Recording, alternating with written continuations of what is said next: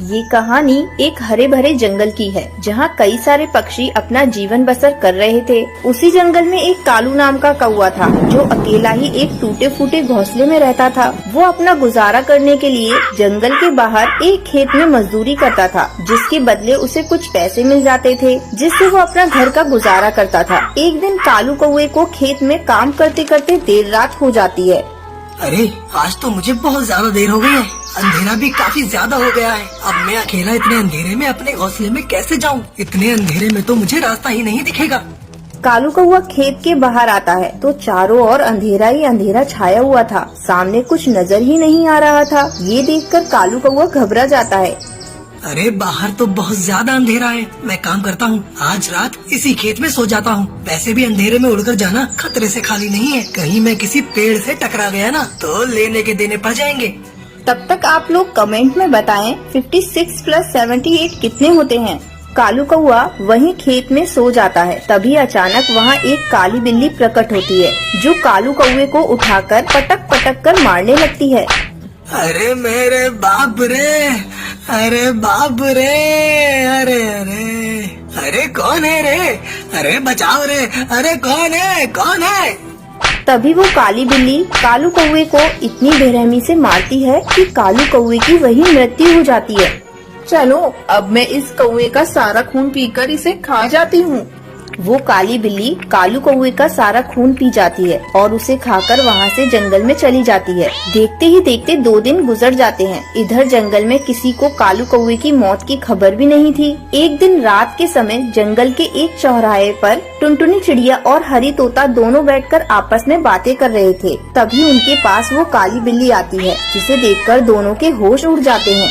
अरे बाप रे बाप, अरे ये तो एक काली बिल्ली है। अरे भागो यहाँ से। तभी वो काली बिल्ली उन दोनों को पकड़ लेती है। अरे कहाँ भागे जा रहे हो दोनों? तुम दोनों तो मेरे शिकार हो।